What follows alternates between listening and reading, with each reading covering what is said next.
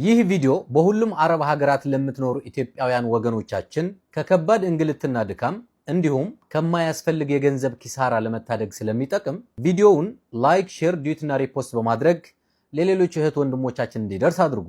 ላለፉት 3 ዓመታት በኤጀንትነት ዲጂታል ኢንቪያ በተሰኘ መተግበሪያ አማካኝነት በከፍተኛ ፍጥነት በላቀ ቅልጥፍና እንዲሁም በታማኝነት ስናገለግላችሁ የነበረውን የኦንላይን ፓስፖርት አገልግሎት ሙሉ በሙሉ መቋረጡን ከአንድ ወር በፊት ማሳወቃችን ይታወቃል። ቀደም ሲል በኦንላይንም ሆነ በኤምባሲ ደረጃ ይሰራበት የነበረው የ5 ዓመቱ ፓስፖርት አሰራር በዚህ ሰዓት ሙሉ በሙሉ ቆሟል። ይህ አሰራር የቆመው የተሻለ ዘመናዊና ከፍተኛ የደህንነት ጥበቃ ባለው አዲሱ ማለትም ለ10 ዓመት አገልግሎት የሚሰጠው ኢ-ፓስፖርት በመተካቱ ነው። ይህ አዲሱ ፓስፖርት የባዮሜትሪክ መረጃዎችን ማለትም የጣትና የአይን አሻራ ማካተት ፍጹም ግዴታ ያደርጋል። በመሆኑም እያንዳንዱ አመልካች በአካል ኤምባሲ በመገኘት አሻራ መስጠት ግዴታው ነው። በጣም ወሳኙና ልታደምጡኝ የሚገባው ጥብቅ መረጃ ከዚህ በታች የምነግራችሁን ነው። ወደ ኤምባሲ ከመሄዳችሁ በፊት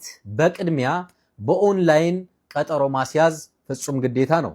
አስፈላጊ ሰነዶችን ሳታዘጋጁ፣ ፎርም ሳትሞሉ፣ ክፍያ ሳትፈጽሙና ቀጠሮ ሳታስይዙ ኤምባሲ ብትሄዱ ጊዜን፣ ጉልበትንና ገንዘብን በከንቱ ማባከን ነው። በአዲሱ አሰራር 3 ልታደርጓቸው የሚገቡ ግዴታዎችን በደንብ አድምጡኝ። አንደኛው አስፈላጊ ሰነዶችን ማዘጋጀት፣ ማመልከቻውን በጥንቃቄ መሙላት፣ ክፍያውን በኦንላይን መፈጸምና የቀጠሮ ቀን መያዝ።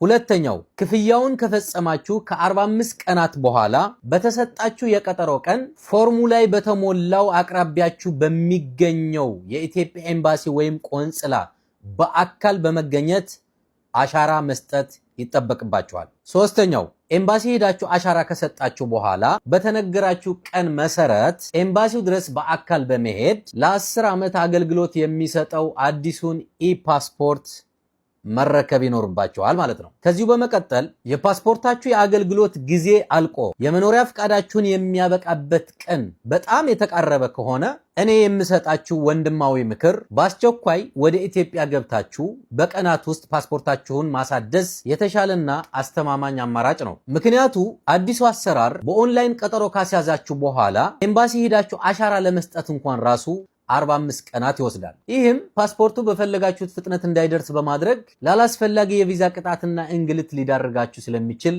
በደንብ አስቡበት። በመጨረሻም አዲሱ አሰራር እጅግ በጣም ጥንቃቄ የሚፈልግ በመሆኑና በተለይም በዚሁ በተባበሩት አረብ ኤምሬትስ እና በሌሎች አረብ ሀገራት ከፍተኛ ቁጥር ያላቸው ኢትዮጵያውያን ወገኖቻችን የሚኖሩ በመሆኑ በኤምባሲዎቻችን ላይ የሚፈጠረውን ከበድ ያለ የሥራ ጫና እንረዳለን። ይህንን አዲሱ የኢ-ፓስፖርት አገልግሎት ለማስኬድ ሌት ተቀን ለሚደክሙት ኤምባሲዎቻችንና ሰራተኞቻቸውን በሙሉ ፈጣሪ ብርታቱንና ትዕግስቱን እንዲሰጣችሁ ከልብ እንመኛለን። በመጨረሻም የኦንላይን ፎርሙን ለመሙላትና በኦንላይን ክፍያውን ለመፈጸም የምትቸገሩ እህት ወንድሞቻችን ካላችሁ እኛ ቀጠሮውን ልናስይዝላችሁ እንችላለን። ቀጠሮ ማስያዝ ለምትፈልጉ እህት ወንድሞቻችን ብቻ